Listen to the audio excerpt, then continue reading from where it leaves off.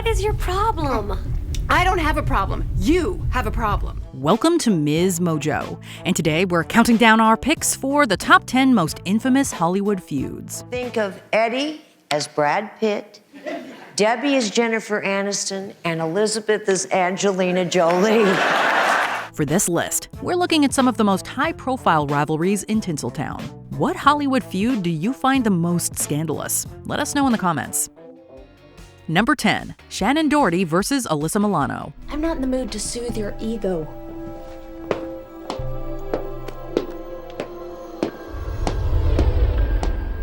Wow, tonight's gonna be fun. In 1998, the WB debuted Charmed, a supernatural drama following the lives of the witchy Halliwell sisters, starring Shannen Doherty as Prue, Holly Marie Combs as Piper, and Alyssa Milano as Phoebe. Doherty, who previously had off-screen disputes with her 90210 co-stars, exited the show in 2001, and Prue was killed off after the season 3 finale. What?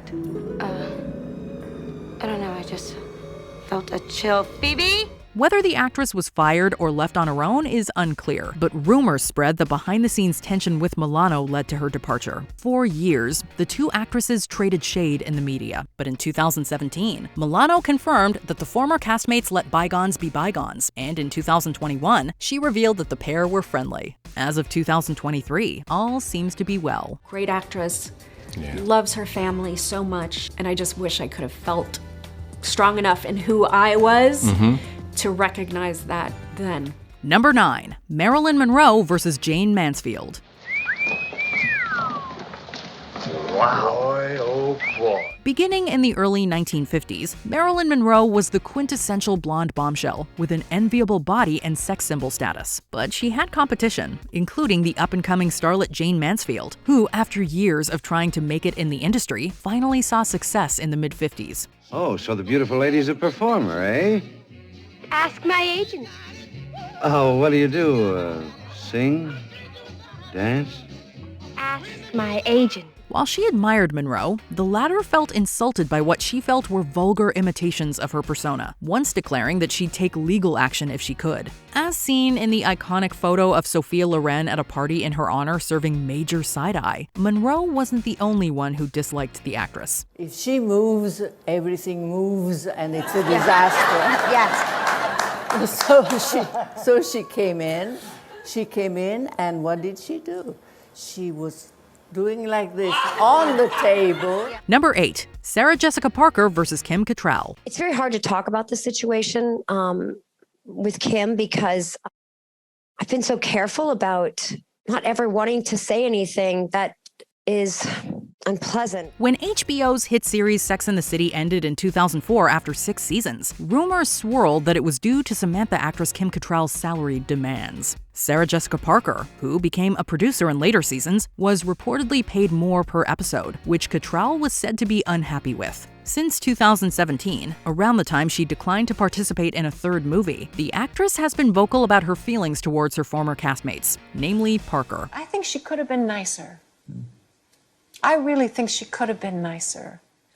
I don't know what her issue is. SJP continues to claim the two aren't fighting, but Cattrall was the only OG cast member not to reprise their role in the 2021 Sex and the City reboot And Just Like That. She eventually agreed to a cameo in the second season, but apparently with some strict guidelines. Kim will only appear in one scene and says that the 66-year-old shot her dialogue back in March in New York City without seeing or speaking with the stars of the series, including Sarah Jessica Parker.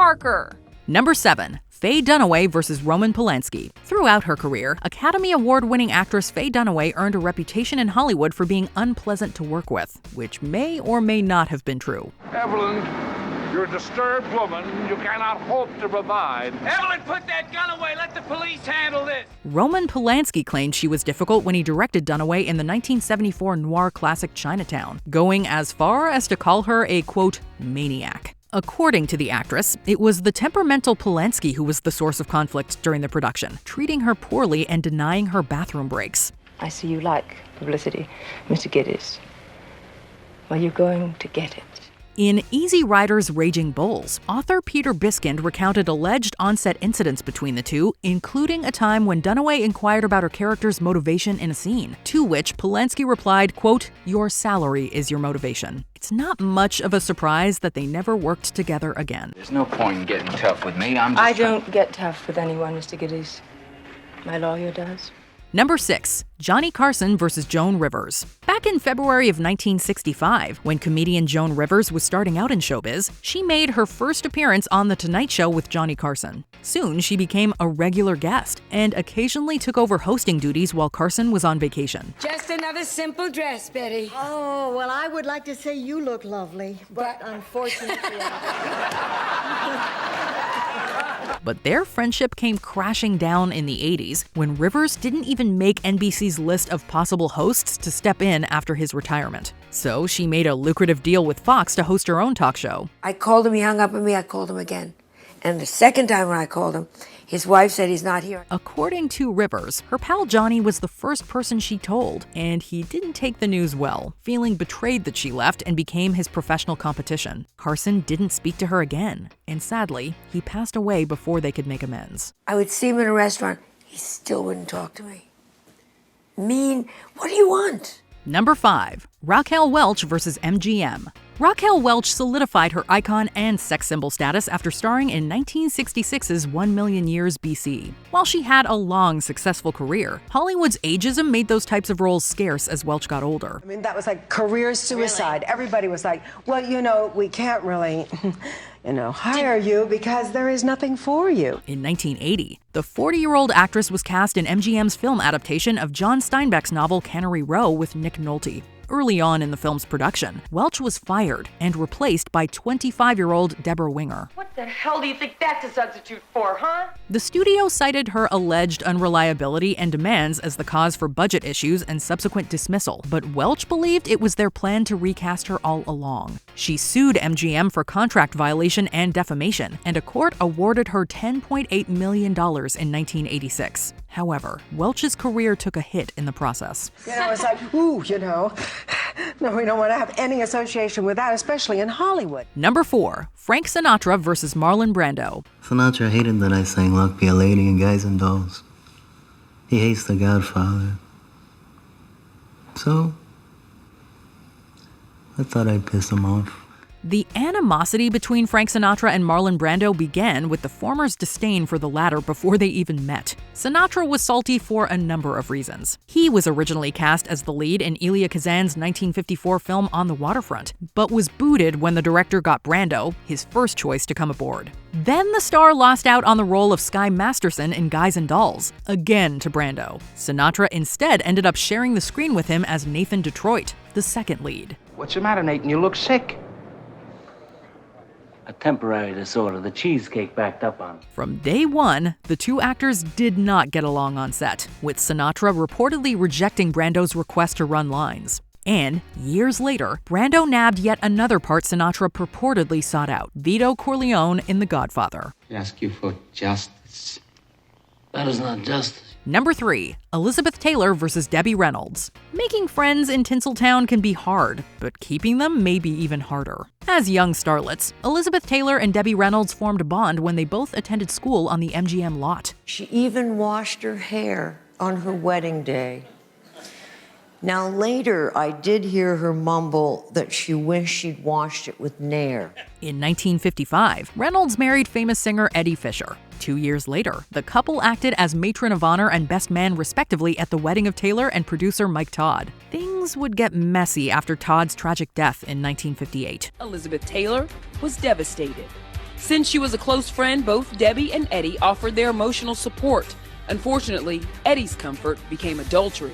Fisher left his wife and kids and married Taylor just a year later. Naturally, this love triangle became an epic tabloid scandal. Decades later, after they had both remarried, Reynolds and Taylor reconciled. I really owe Elizabeth a favor for breaking that whole situation, but I don't blame her for the break. I blame Eddie for the break. Number 2. Olivia de Havilland versus Joan Fontaine. These Academy Award-winning actresses and sisters had a lifelong feud that went beyond just sibling rivalry. A feud implies continuing hostile conduct between two parties.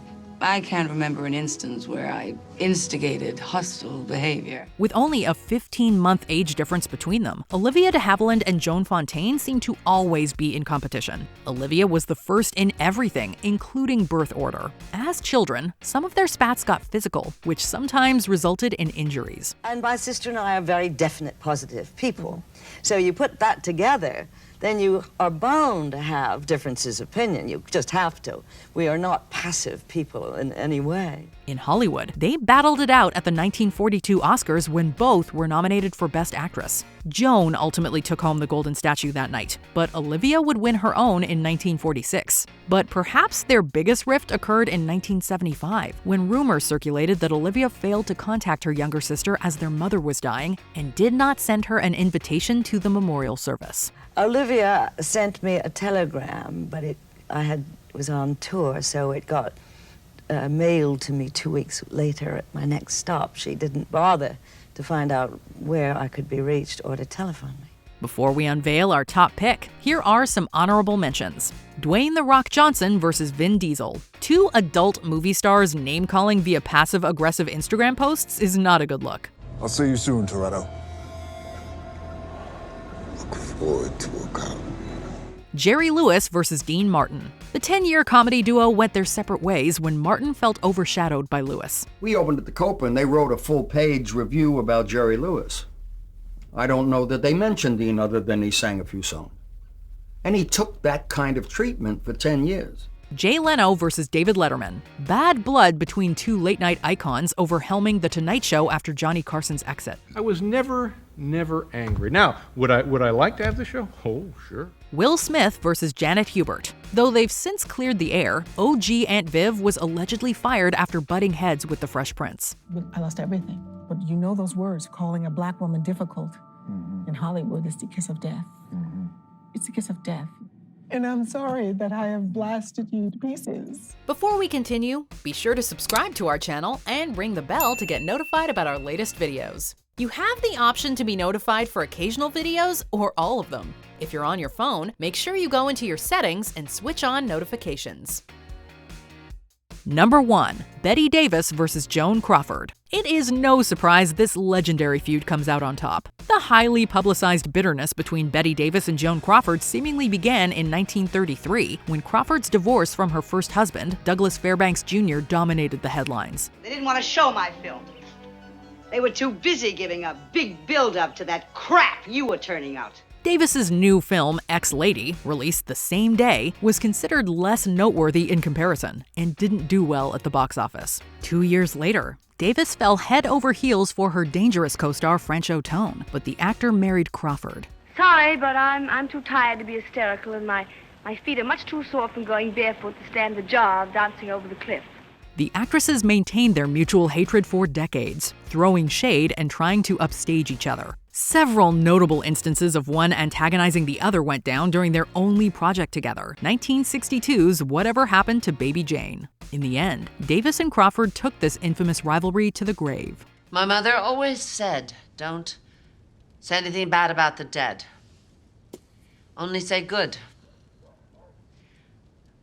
Joan Crawford is dead. Good.